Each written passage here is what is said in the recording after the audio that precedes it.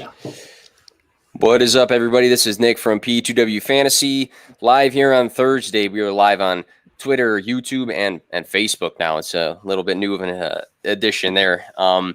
Two good guests with me on the podcast today. One is returning. One is a brand new guest, and actually it's his first podcast live here on Twitter. So I want to make sure before we jump into any sort of football talk, any sort of fantasy talk, I introduce both of my guests here. So to start, I got Coach Bruce. Coach Bruce, super active in the community. What I've really respected about what you've been doing is you've been grabbing a bunch of different rankings and putting them all together and making like a consensus sort of ranking with some graphics. I thought that's been awesome. Again, very active, commenting on different threads and boosting some people. So I wanted to get you on to talk some football and hearing it's your first podcast. I'm excited. So can you tell everybody where we can find you? Because this will be on iTunes and Spotify, all that cool stuff, where we can find you and anything you got going on, man. Yeah, you bet, man. And thank you, Nick, for having me on. I appreciate it. It's going to be a good time. Yeah, you can find me at Coach Bruce 122 on Twitter. Just long and short of it, former small college, football, basketball guy.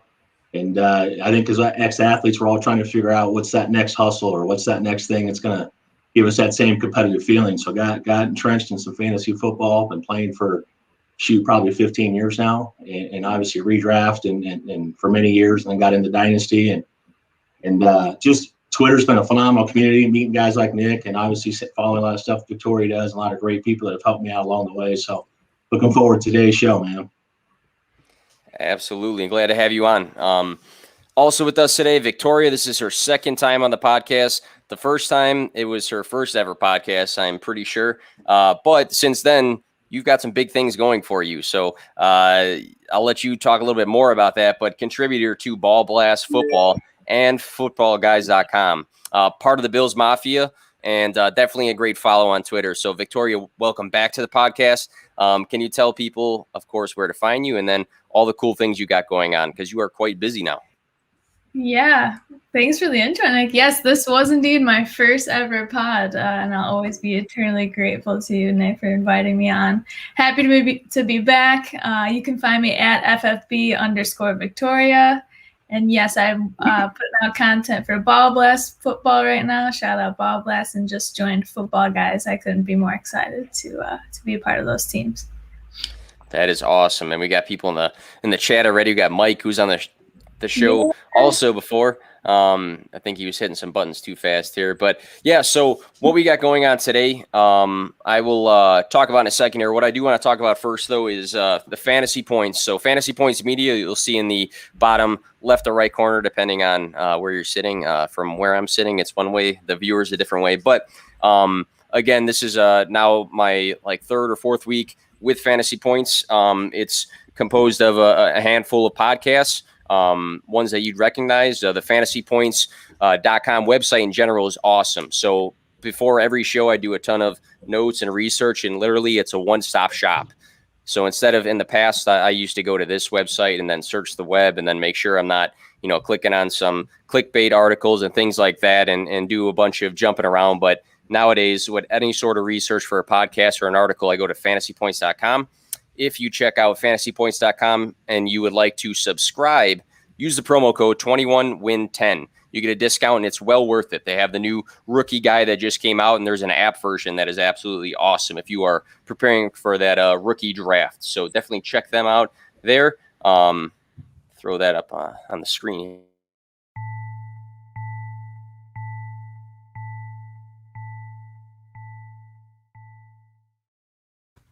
All right, so what we got going on today is we have a crystal ball episode. So, I could have just said 2021 predictions or something like that, but I wanted to get fancy and make it something to grab some attention here. So what we have going on is I'm going to ask Victoria and Coach Bruce various questions about predicting what's going to happen in 2021. Obviously way too early, but that's okay. And we're just going to talk it out and hear some opinions on that. So some cool topics there. It's nice to not talk about the, incoming rookie class or, whatever else we continuously are overpounding right now on Twitter. So we'll get into that in 1 second here.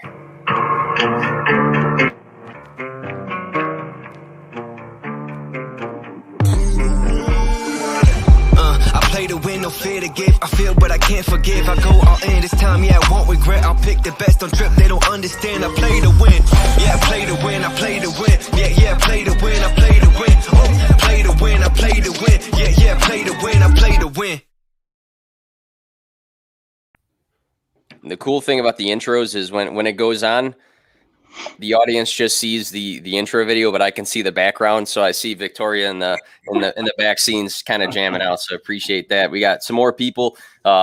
Peacock, Miles Peacock popping in there. Troy King, what's up? And my buddy Jacob Dunn. Great people in the chat here. So the initial question before we start rubbing the crystal ball for 2021 is just recently, James Conner is now an Arizona Cardinal. Obviously a lot of takes when it comes to what that outlook means, if they're going to actually take a rookie in this class or not, if Chase Edmonds is the guy anymore. Curious to hear your guys' brief thoughts about the Cardinals' backfield. Are you interested in Conner? Are you not? Do you think there's a bigger step to this plan? Coach Bruce, we can start with you, man. Yeah, I mean, first and foremost, I mean, you talk about a guy that's got a tremendous story, you know, a tough as nails kid that came through and got an opportunity to play at University of Pitt in his hometown, and first team All-American, I think, sophomore year, goes for 1,700 yards. Then gets obviously Hodgkin's lymphoma, misses the season, comes back in 2016, and then goes over another 1,000 yards again and bounces back, gets in the NFL, and has a great 2018. And I heard, you know, the podcast you had last night with Doc, you know, talking about connective tissue injuries, and of course James Conner came up, but you know, the backfield there with Chase Edmonds, Kenyon Drake experiment didn't go, I think, as well as the Cardinals' plan. I do like what Cliff Kingsbury does with that offense, being an offensive-minded guy. But James Conner, to me, is that tough-as-nails kid, can get some goal-line carries. He's obviously done it. He had 55 receptions, I think, one year. I think he brings an element to the team that they need at the running back position, where he's not just a slash one-cut guy. I think he's a guy that can pound between the tackles and also get you some yak. So I'm excited to have him on board. I don't think he's more than an RB3 for me, to be honest with you. You know, I think his average ADP is around early 6th round. But I do like, from a culture standpoint, bringing somebody in like that in the running back room. I think it helps that program out tremendously. I like that take, and it's nice to have somebody with a coaching background come on, because I think things like that we take for granted sometimes. What, you know, somebody comes into our organization and brings something a little bit different. I mean, the guy definitely has a bite and a good backstory there. Victoria, so from your point of view, James Conner, are we interested? Are we not? What's your thoughts on maybe a fantasy outlook for this backfield now? Well, I did see an interesting tweet yesterday from Matt Betts, and he reminded us so kindly that Arizona's running back 1 is Kyler Murray. So can't forget that first and foremost. Yet this backfield, though, is a decent target for, if you so choose to be a zero running back strategist. I do not. No, thank you. But if you do, you know, that's where you can get a gold mine in an uncertain backfield, right? But last year, I was curious on the splits with Drake and Edmonds, and I found that Drake was on the field for 54% of the offensive snaps, Edmonds for 46%. So it really wasn't that cut and dry there. I mean, it was a 1-2 punch. And most people want to believe, maybe because of the story, maybe because not, it is a wonderful story. It's amazing. But most people want to believe that Connor's got some more left in the tank. But the Steelers signed Kalen Ballage recently, and he was on a 1-year, $920,000 contract. Arizona only gave Conner 1 year, $1.75 million. So $750,000 more. The Steelers didn't want to pay him that. I'm not assuming it was a give or take, you know, stay or leave. But I mean, Devontae Booker back up Saquon is getting 2 years, $5.5 million. So the money tends to talk. If you follow the money, I'm not saying Edmonds is getting paid more. He's not, but that worries me in terms of putting all of our eggs in one basket with Conner. I know we've seen him obviously have a lead role, and we haven't seen Edmonds have that, but I can see it shaking out similarly to that committee we saw last year.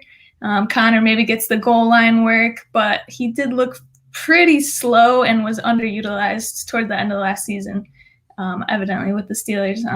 And Drake was good enough to Edmonds was good enough to cut into Drake's workload. So, yeah. Interesting. Yeah, I think the money talks is a good factor because obviously when you are throwing the money to a guy, it kind of speaks to the potential, I guess, role or importance they might have on that team. It doesn't always work out that way, but definitely an interesting factor. I like the split that you talked about as well because it just showed that the way this offense operated this past season was using a guy like Kenyon Drake and Chase Edmonds a lot, and they're very different. Chase Edmonds was obviously a guy that caught the ball a lot, a little bit of a change of pace at times.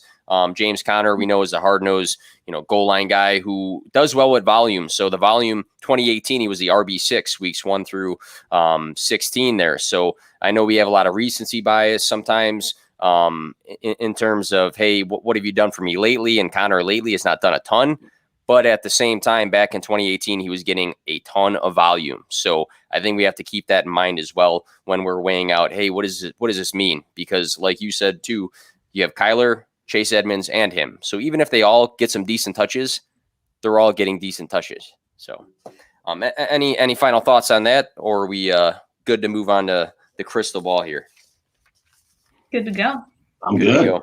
All right. So again, if you are tuning in right now, we want to change things up and not name this episode, predictions for 2021. We are naming it the Crystal Ball episode. So we are going to hit on some different topics here and give our predictions for some outcomes for 2021.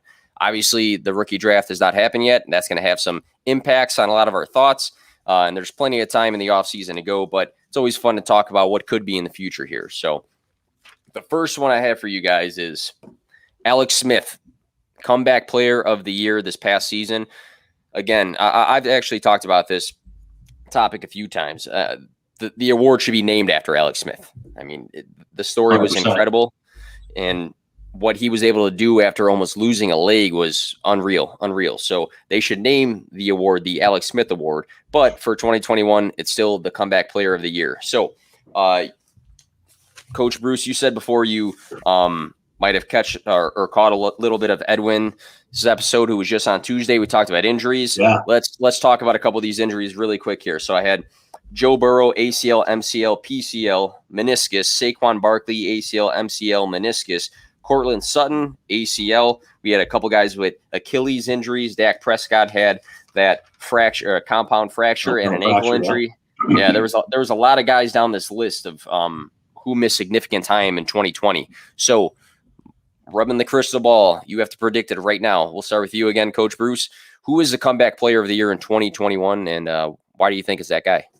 Well, if anybody follows me on Twitter, which, those of you that are nice enough to do so, I'm a huge Cowboys guy. I'm a huge Dak Prescott enthusiast. So for me, I think it's tough. You talk about tough as nails. Alex Smith's story, I think, is one of the best stories you're going to see. That 30 for 30 series was phenomenal. But you're talking about a guy that scrambling, trying to create some time and gets tackled, and you see the compound fracture happen on TV, and you hear Tony Romo, at first you can't really tell what's going on. You see Dak pounding his foot, against the ground, like he's trying to put his foot back in his shoe, and talk about tough, man. I mean, that was crazy. So to me, he's my QB2. When I rank quarterbacks, he's my QB2. And I know there's some people that, just the system, year 3 under Kellen Moore, his pace through 5 games last season, 68% completion percentage. I think he was over 370 yards passing per game, like 44 attempts per game. I think that's a 6,000 yard pace, which would have led the NFL and broke a record, right? And then 2019, he threw for another 5,000 there. I think it was just shy of 5,000. So again, if you look at the offensive line last year, you've got Tyron Smith, perennial All-Pro.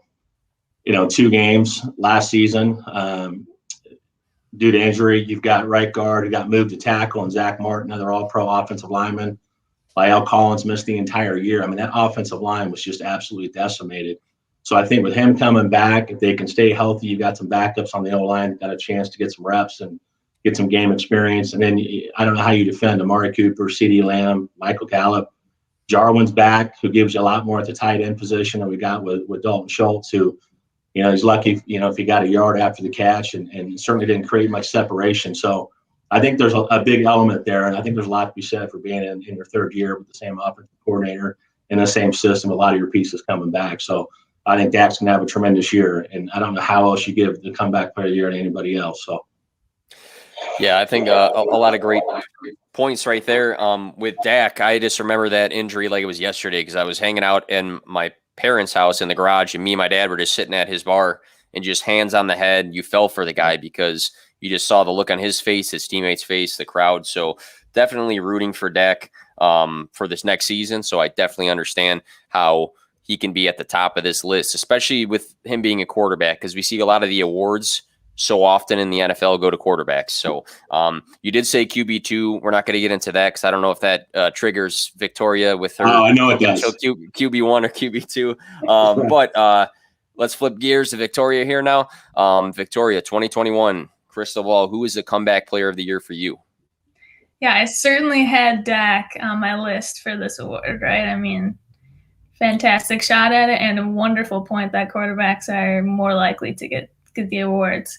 The person I think has the easiest path to this award is Christian McCaffrey. CMC, we know he's a beast. We know the offense runs right through him. We know he's one of the only bell cows left in fantasy. You've got all of that on top of the vacated targets from Samuel. You got no longer have Mike Davis in the backfield. He's going to explode again. And I just feel like he's one of those guys who has a lot to prove to himself to show how he's overcome that injury. And, he's the heart and soul of that team. I don't know how it's going to suss out with Darnold there, but he did it with other pretty mediocre guys there. So I think he's got the easiest path to that award. I thought you were going to go Saquon Barkley right there. I was wondering if anybody was going to say that. He's also on my list. He is. Yeah, he is. for sure. I think he'll explode again too. I just want to see a fully healthy season from him for sure. I agree. I asked a couple people the same question, and the most frequent answer was actually Saquon Barkley. And I can see the case for all three.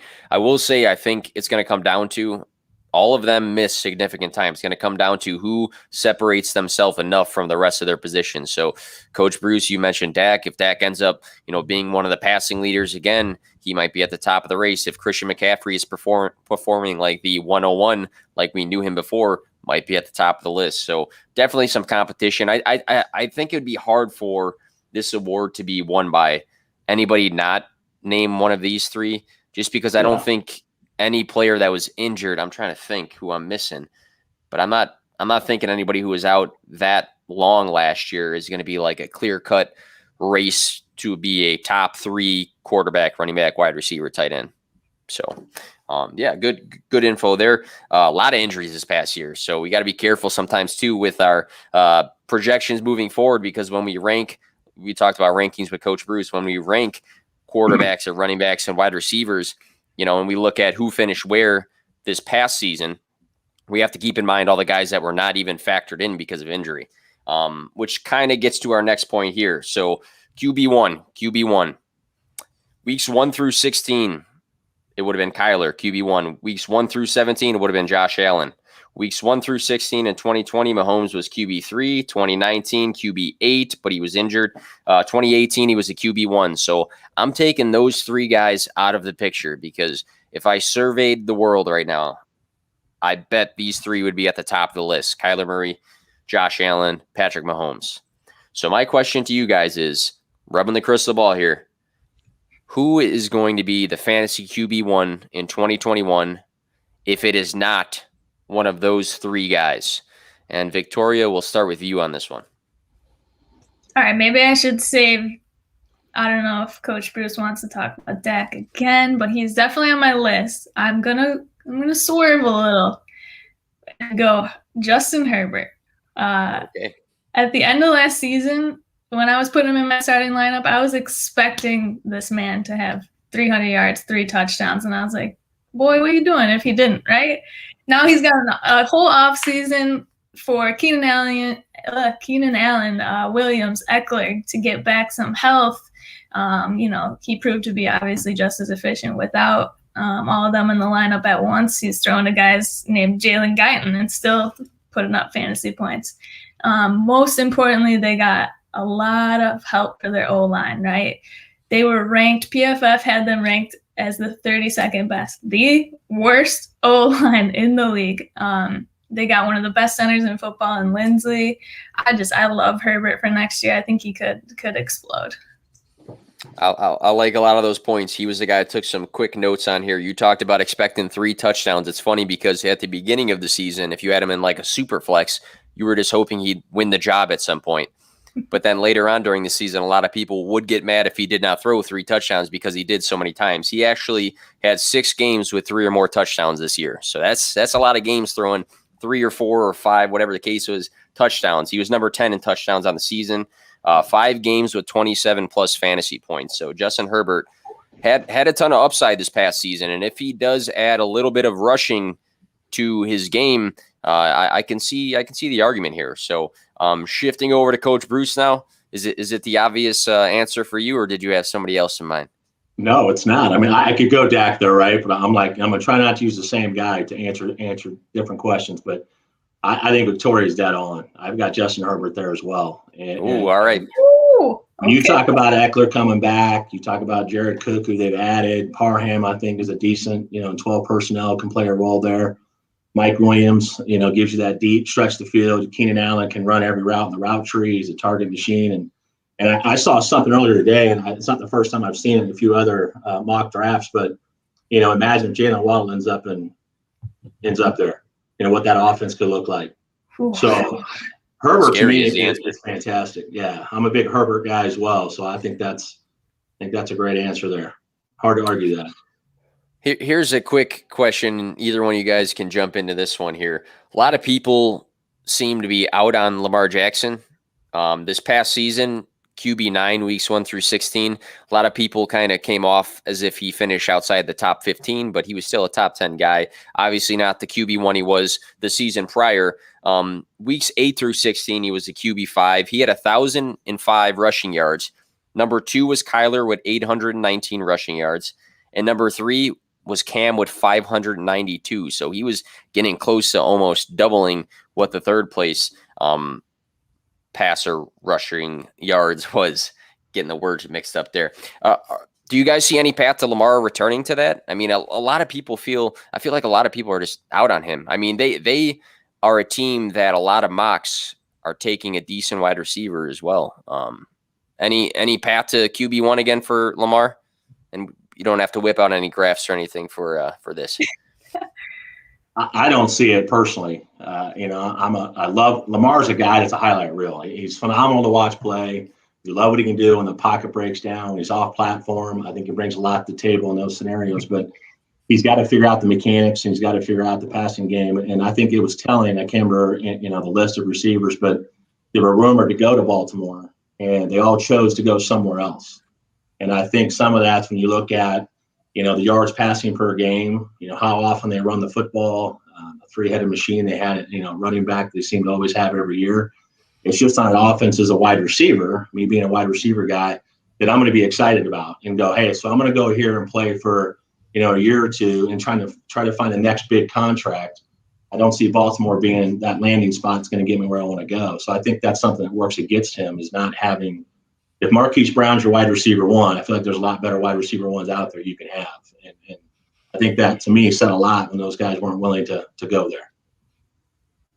That's a great point. You in agreement with Coach Bruce, or do you see any sort of path to getting back to that QB1 overall status?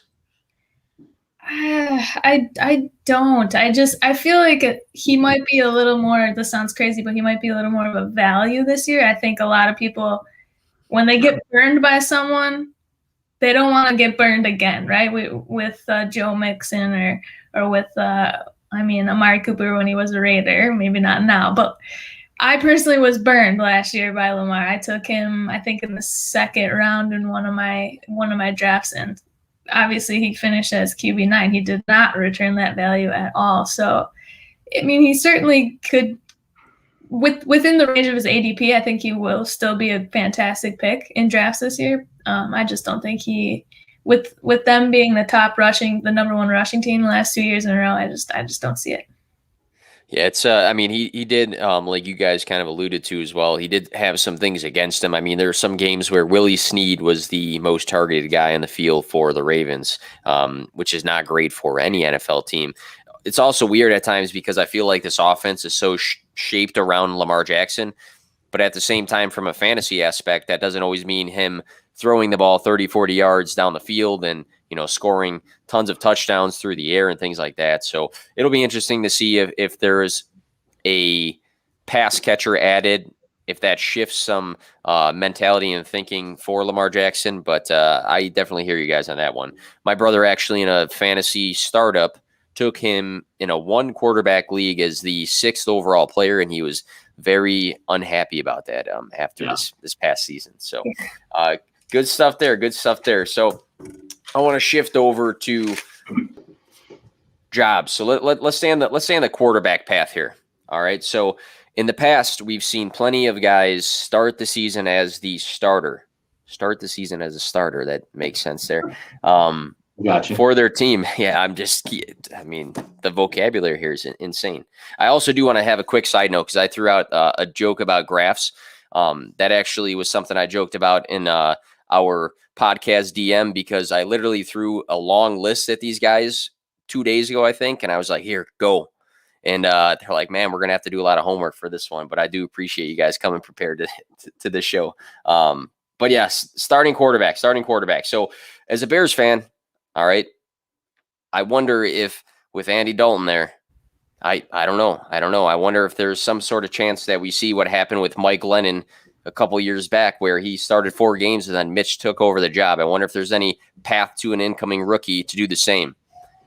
There's a couple other guys that come to mind, but I won't take anything away from you guys. So crystal ball, who is a quarterback in this coming season that you guys think may start the year off as the team's QB1 and then end up losing their job? And Coach Bruce, we can start with you on this one. Man, I was hoping you'd go Victoria first on this one.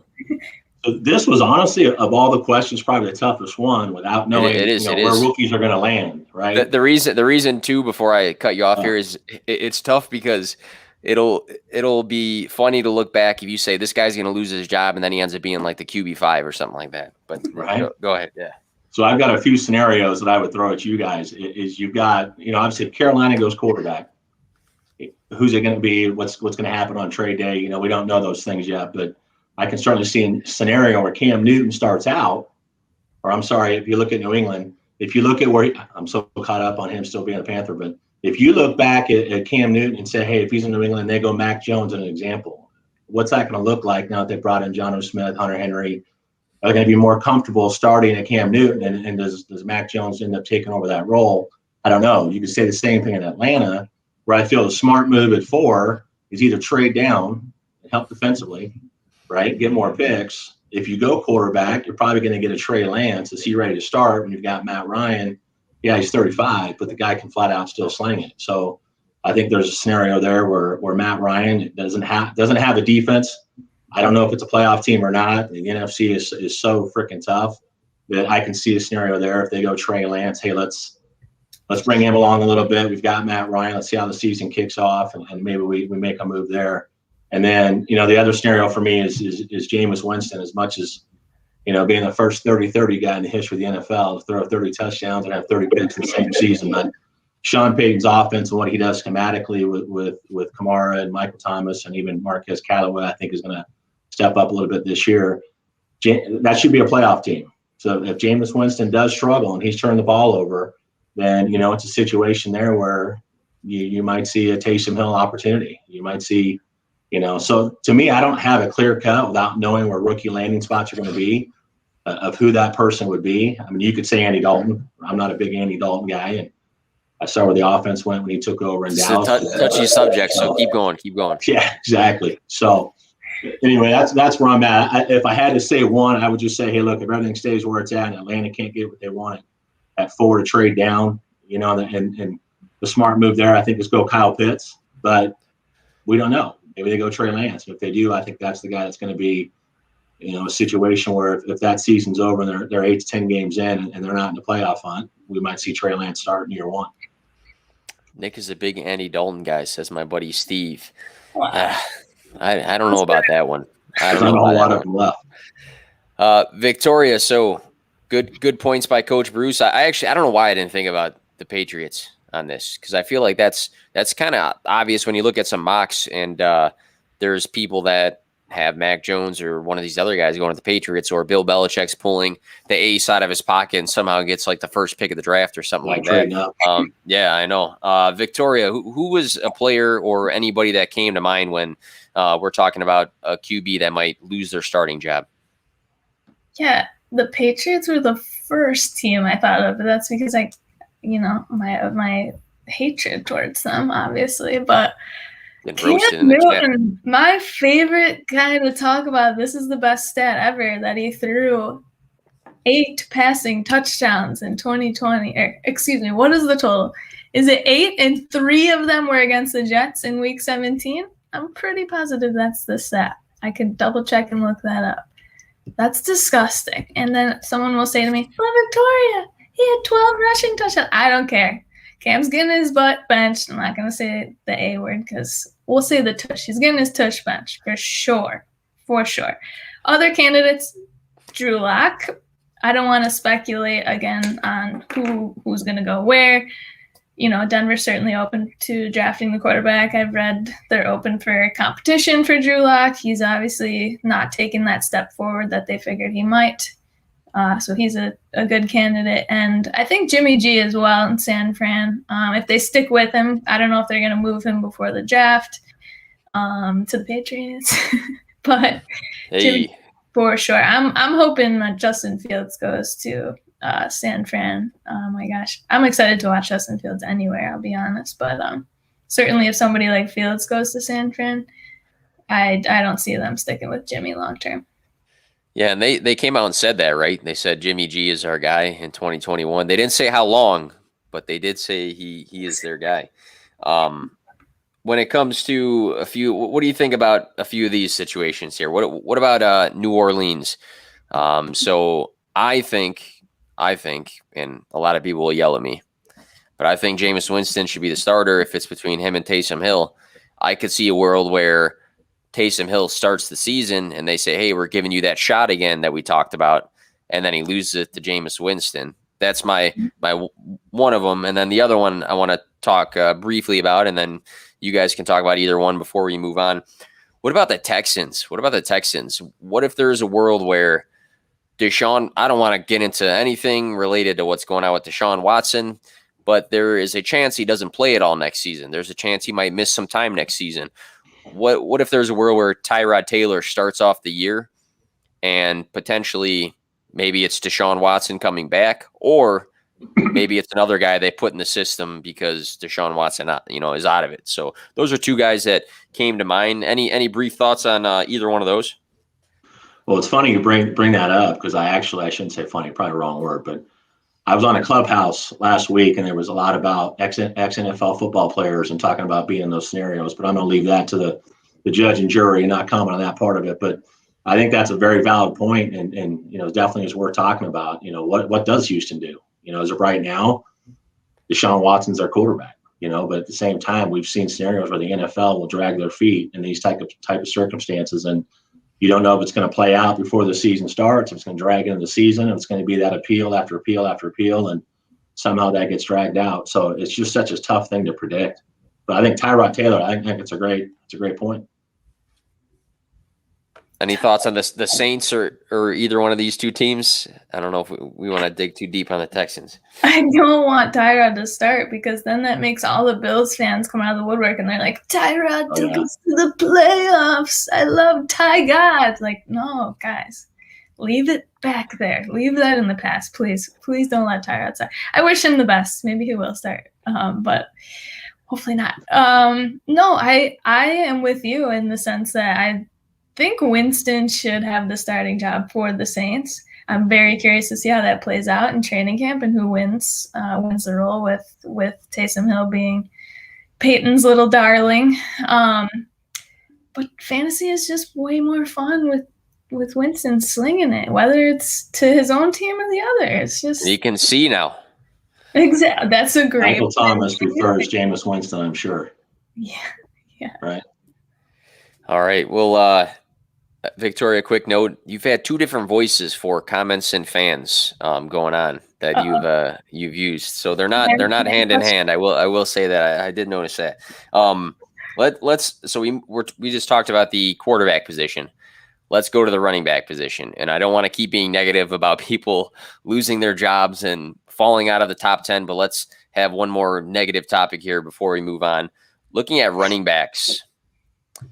Out of the top 10 guys this past season, does one stand out to you guys as, hey, there's not a chance this guy's going to finish in the top 10 or close to the top 10 for 2021? There might be some obvious ones, but which one do you stuck out as, hey, 2021, this guy is not going to be a top 10 running back like he was in 2020? And we'll go to Victoria on this one. I was just looking some up. Obvious candidates, and hopefully you don't yell at me here, Nick. I mean, David Montgomery, he had a pretty stretch at the end, and I know that's such an easy thing to bring up. He's a talented guy, and he's going to get the volume, though. That doesn't make me shy away from him. But he finished 4th in half PPR. Another guy, Josh Jacobs, that's another obvious one with Kenyon Drake signing. He is a volume-dependent kind of guy, too, and he's just not very efficient. He's not flashy. He's not sexy for fantasy. So those are the top two that come to my mind for that question. All right, Coach Bruce, does anybody stick out to you as, hey, there's no way this guy's finishing as a top 10 guy again in 2021? You know, it's ironic because if you're getting technical, right? If you go to different, and see how they finished up, Kareem Hunt technically was a top 10 back, because Nick Chubb lost 4 games but not in fantasy points per game, but in total fantasy points for the year. But I feel like that was cheating to use that. I think it's too easy to say that, Kareem Hunt falls out of the top 10. So I'll just make a joke about that. But the other one, Josh Jacobs, was one I thought of. I got to see Kenyon Drake. Obviously, I'm out here in Arizona, and I followed his career, and that didn't quite pan out. If you took his last 8 games of 2019 and projected it out over 16 games for 2020, you would have thought this was a great match, and 2020 was going to be a great year for him in Arizona, and it just didn't play out that way. But I don't see him going to a team where he doesn't feel like he's going to get some sort of volume, So I think there's going to be some touches he'll take away from Josh Jacobs. I do think Josh is more talented of the two for sure. And then I threw out, this is going to ruffle some feathers, but I almost threw it out kind of in the opposite. I think there's a lot of people that are questioning James Robinson, undrafted free agent out of Illinois State, finished around RB5. What is Urban Meyer's offense going to look like with Darrell Bevell as the offensive coordinator? We spent some time in Minnesota as Favre was getting ready to retire, and then was in Seattle and had some great years with Russell Wilson, and then, of course, lately in Detroit. And then with Trevor Lawrence coming in. So I think a lot of people think Urban Meyer, open offense. I think they forget Urban Meyer likes to run the football. He will run the football. So I think that's more of an opposite approach. And I'm just saying, I think I've heard a lot of people think that James Robinson can't repeat what he did last year. It was more of an outlier, and I would disagree with that. I think that with the weapons they have and adding Marvin Jones to Chenault and DJ Shark gives you the impression they're going to sling it all over the field. And yeah, I don't expect them to be up in many games late, so they're going to have to throw the football a little bit. But at the same time, I still think James Robinson's a productive back, so I would like to see him finish in the top 10. Again. All love for James Robinson. Obviously, is a guy in the burbs of Chicago. James Robinson was from Rockford, Illinois. Then he went to Illinois State. So I have a Robinson jersey floating around somewhere. But yeah, good points there. What I do like to point out is we talked about other running backs who were out of the picture this past season. We talked about McCaffrey earlier. We talked about Saquon Barkley. Nick Chubb, you guys mentioned he was out a significant amount of games this year. Austin Eckler missed a chunk of games this year. And then we always have these rookies that pop up and finish in the top 10, 12 year to year. So I definitely think this position is going to shake up a ton this next season. So good points on some of the obvious ones there that had some good stints at the end of the season or had some good paths that might not be identical to next season. No more negatives for this next one. Let's go in a positive direction. So let's look at some wide receivers. So for fantasy purposes, who is a wide receiver? Again, crystal ball episode. Who's a wide receiver that you feel like can jump 10 plus spots for fantasy finishes this season? So let's say last season he was the wide receiver 100. you'll say, hey, this guy can finish as 90 or better. Or if he was the wide receiver 40, he can finish as 30 or better. I will throw out my first one here, and then we'll just go back to – I'll just flip a coin here afterwards. But the guy that I want to talk about briefly is, I think, yeah, he's back here somewhere. It's the orange jersey. Oh, there it is. I want to talk about Jerry Jeudy. And I know a lot of people like to say Jerry Jeudy. I'll never get it back up there. Jerry Jeudy dropped a lot of passes in 2020, right? And he finished as the wide receiver 54. So this was easy. I mean, could he be the 44th wide receiver in fantasy? Yeah, sure. But Jerry Jeudy, this past season, he had Drew Lock for 13 games. He had Jeff Driscoll for 3 games. He had Ripien for 3 games. And then he had Hinton, who threw the ball a few times, for a game as well. So we had a mixture of quarterbacks. Yeah. Drew Lock had the worst bad throw percentage in the league this past season, according to Pro Football Reference. Drops are the big thing that's talked about a lot, but this guy had 113 targets. He was my wide receiver 1 out of this past rookie class. 113 targets. He had some big flashes, 7 catches for 125 yards and a touchdown, 25.5 fantasy points against Atlanta, 5 catches for 140 yards and a touchdown for 27 points in, I think, the last game of the season. Jerry Jeudy, I think, is just very talented. And I think that he had a lot of things against him this past season, and seeing how much he was involved in this offense and how he was forced some targets, I really think that he could take a nice jump in 2021. Is he going to be the top 10 wide receiver at the end of the season? Maybe not, but wide receiver 54, there's a huge gap where he can finish better than that. So Jerry Jeudy is one of the guys I wrote down that I actually had some decent data on. Coach Bruce, who's the guy that you think, wide receiver position, this guy can finish 10 or more spots better than he did in fantasy this past season? Well, it's funny you brought out the Jeudy jersey, because that was off the top of my head when I first saw the script. I was like, that's the guy I'm going to go with. And then I kept going back and forth between some other guys, and I'm like, I'm going to play this a little bit different, and I'm not going to go with somebody that maybe was down in that 40, 50, 60 range, and it's easy to make that jump. I think Judy's a great fit, but I want to see, who the quarterback is and how that plays out. But so you basically what you're saying is you didn't take the easy route like I did. No, yeah, you're right. So I'm kidding. Well, what's funny is when I first looked at it, I was like, okay, Terry, I'm a big McFly guy, Terry McLaurin. I'm like, hey, he finished wide receiver 20. I can see him in the top 10 with Fitzmagic there. I'll save that for later. But he was a guy that I thought about the spot too. And I'm like, what, I'm going to be a Dallas Cowboy homer again, because why not? It's the first podcast. I'm going to do it the way that makes sense as a Cowboys guy, right? So I went with CeeDee Lamb. He finished at wide receiver 24. He had to play. You bring up quarterbacks that Jerry Jeudy had to play with. And this is the guy that had to play with Dak for 5, right? Andy Dalton for 9, Ben DiNucci for 1, sidearm DiNucci, and then Garrett Gilbert. So talk about a tough run there in the last several games. But only 5 games with Dak Prescott in an off season. It was COVID. You didn't get the walkthroughs and the pre-camp and everything else, the OTAs that they would normally do. So to me, I think he can make that jump from 24 to potentially top 10. 109 targets last year with, I think, 75 grabs, just shy of 1,000 yards and only 5 touchdowns. And I think that's something that with Kellen Moore and what they do with Dak Prescott in the vertical passing game, I can see him, obviously up in that touchdown. I could see him at 10 touchdowns. I could see him at 1,400 yards, even though you can argue Amari Cooper's still the alpha there. I would still say that CeeDee Lamb certainly could jump 10 spots. So I try to make it more, a little more difficult and a little more challenging to answer that question. Yeah, I like that a lot. With Dak, weeks 1 through 5, wide receiver 11 PPR purposes. Yeah. So he was good. I mean, we saw a lot of guys who fell off big time. He's in the corner over here too. Tyler Boyd's another guy I liked a lot with Joe Burrow, because he was actually, again, the number 11. Weeks 1 through 11 with Joe Burrow, he was the wide receiver 11. Pretty sure that's accurate. But definitely a difference when you lose your quarterback, and it's a good sign seeing their connection for this coming season. So Victoria, who is your guy, a wide receiver that can jump 10 or more spots in fantasy 2021? Yeah, 2 guys Dogs are barking. Sorry. Two guys I like. I thought there was an answer being yelled out back there. I was like, she's saying T. Higgins. oh, all right.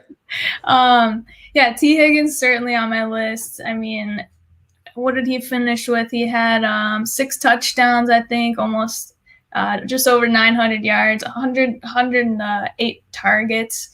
And you saw, like, when Burrow was injured and his replacement stepped in, Higgins was still really involved in the games, especially in the red zone. I think his touchdowns can go up, certainly. So I'm super excited to watch him this season. I definitely had Amari Cooper on my list and McLaurin. Another guy I love is Deontay Johnson. I think he was so hyped during the offseason last year, and then it died down. Same thing with the Judy thing, the drops.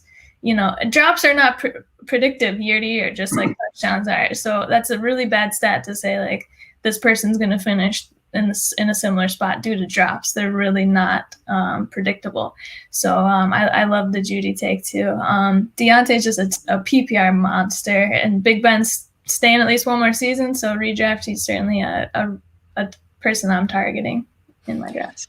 I actually grabbed Deontay pretty high in the startup because, like you said, he's a target monster. And even when he had those games where he left the game early for injury or he was having those drops, he'd come back another week and have 14 targets in a game. So I like that one a lot.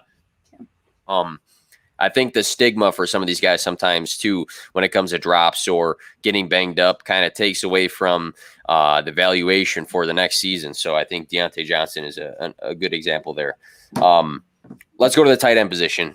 We got 46 minutes in here. We'll cut off around the hour mark, so I want to make sure we hit some good topics here.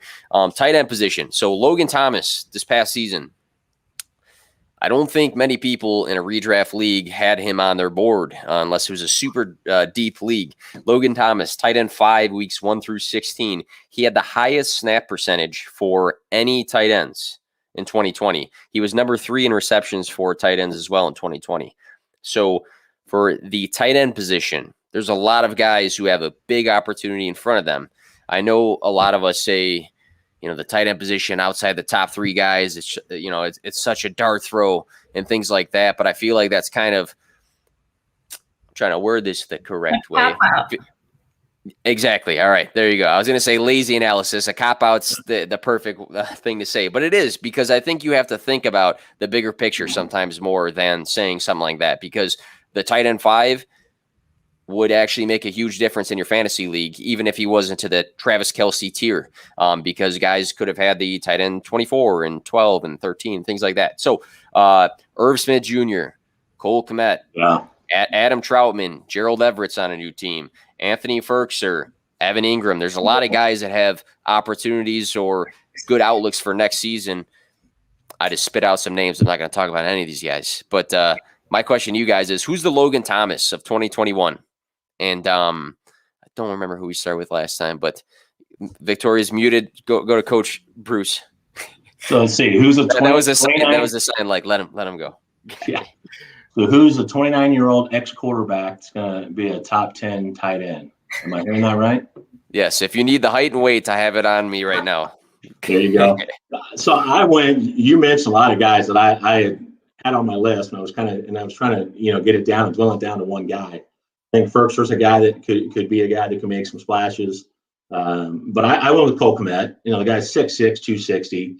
I think it was a 37-inch vertical at the combine. Love to hear it. Love to hear it as a Bears fan. Yeah, I mean, I just think it's an opportunity for him. Now, I'll say this. Matt Nagy's got to figure out what he's doing with the offense. I think he's so confused what he wants to do, who's going to call plays, and it's frustrating because I'm a Matt Nagy guy. But I've got a buddy of mine that has done some coaching over there. But so that's frustrating to see. But I do think Cole Kmet makes that step. I think he's a safety blanket for Andy Dalton. I do think Andy Dalton, if you go back and play with Eifert, he's a guy that likes his tight ends. So to me, I think there's an opportunity there. I think he had a 93% catch rate last year, but only 2 touchdowns on 44 targets. So I think that's gonna come up. I think that's the Jimmy Graham effect a little bit, right? So Cole Kmet's my guy there. I'm on the Kmet train. I like Cole Kmet just as a Notre Dame and a Bears fan, so I had that bias already. But seeing the targets jump up big time the last couple weeks of the season, he was getting like 7 targets at at some point. So I did like to see the target share. Obviously, the yards have to improve dramatically, and the touchdowns too. But good call there. No bias included. Victoria, who is the Logan Thomas of 2021? Okay, so I'll start with one that you guys are gonna be like, really, and then I'll give you a dart throw. Kyle Pitts, right? We don't talk about rookie tight ends producing. Really? No, I'm kidding. No, right? You would think this might be an obvious thing, but rookie tight ends just straight up do not produce very rarely. I think the last we saw was Evan Engram in 2017. I think he was top 5. I think ended up number 5 in like half PPR. But he's a special dude. I mean, he depending on landing spot, of course, has a path to being a sleeper, if you will, at the position. A guy I'd realistically be going after in majority of my drafts is probably going to be Dallas Goedert with the Eagles. I mean, can you name truly, if you're just a person off the street, their pass catchers that are still left there? Because a normal person probably is like, Alshon Jeffrey? No. Right? I mean, there's not very many capable pass catchers there as of right now. Of course, I expect them to draft some, but I mean, Goddard has the rapport with Hurts, and if Ertz lands in, let's say, somewhere like Buffalo and leaves, I mean, sky's the limit for Goddard there. I still think he can produce even with Ertz there. I think, still think that's a scenario that can happen too. I think Goddard's a good call there. Yeah, I think so as well. Hollister just got signed, right? To not too long ago to the Bills. I mean, I don't know, maybe, but yeah, I like the Goddard call because of the opportunity, right? The volume could be there. There's not a ton of pass catchers. That's one of the biggest things for me for evaluating tight ends is what's their importance to this offense and what sort of volume are they getting. So good call on the Komet and the Goddard right there. And Pitts, I agree. I think a lot of people love him, but in a redraft league with your buddies in your home league, I don't know if he's going to go that high, even if he goes in a nice landing spot, especially for the casual fantasy players. So even though us analysts think it's like an obvious, oh yeah, he's good, I think your home league might be like, oh, he's a rookie, so good call. Wait, I love Firkser, by the way. I love that Colin Firkser, also a fantastic guy that I did not think of with all the vacated targets there from Smith and Corey Davis.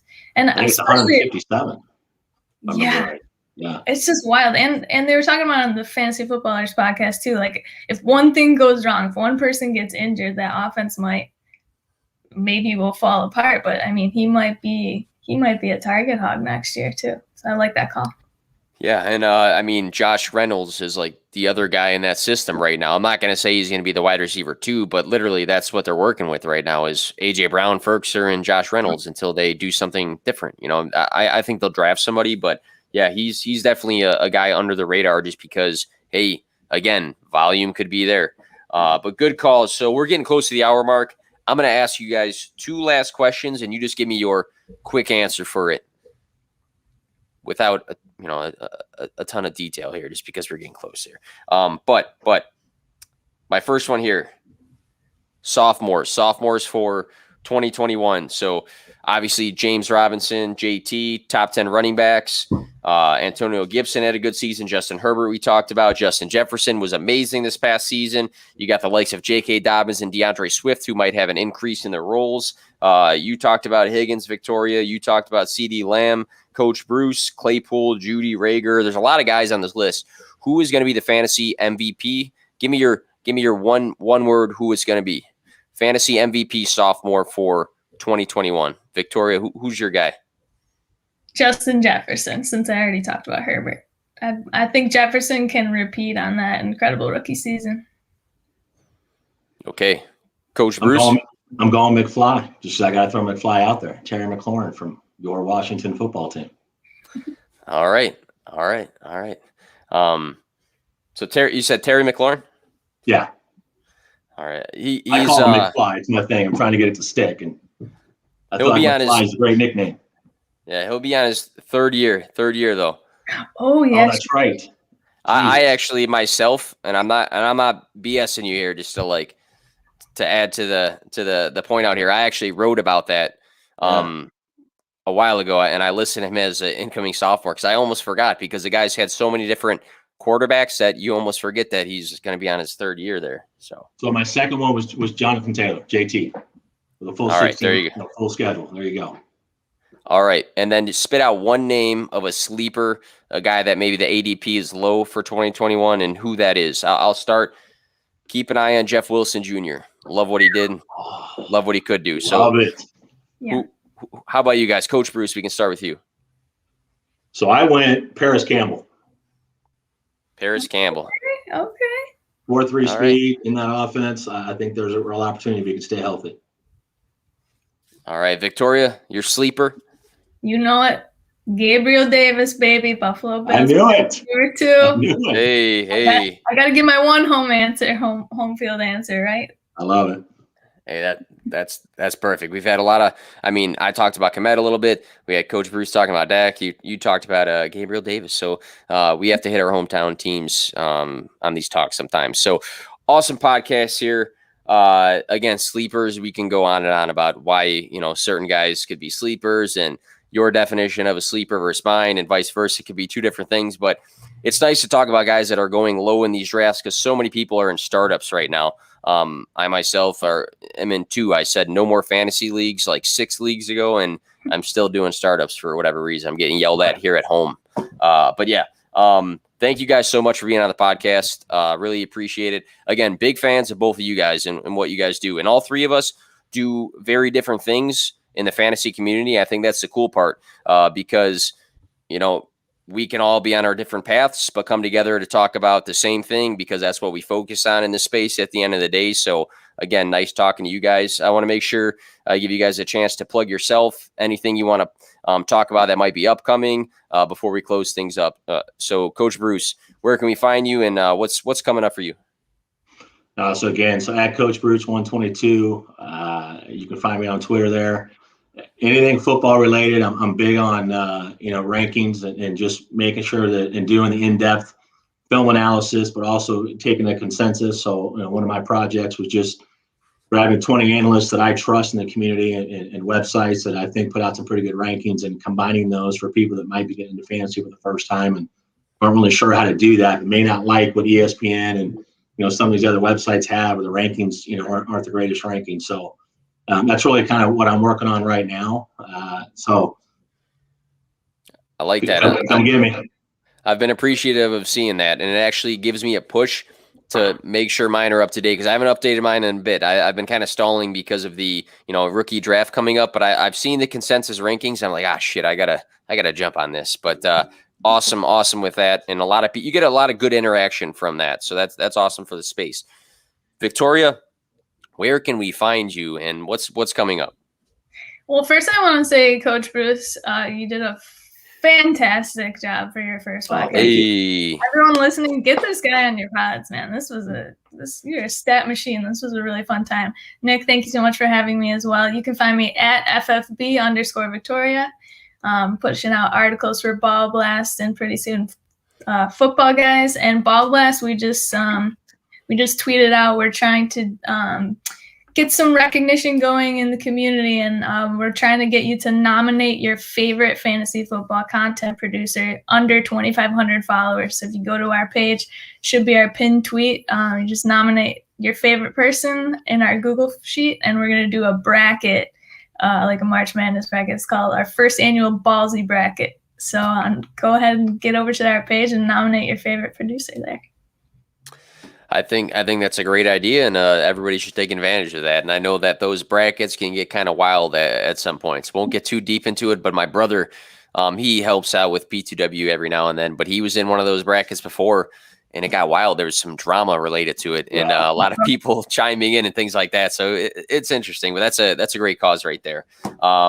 This will be out probably tomorrow or sometime this weekend on iTunes, Spotify, all those good things. Thank you for listening. Again, we'll be live next week at some point. Got to plan those shows out now. But thanks again for all the support here at P2W Fantasy, and everybody have a nice night.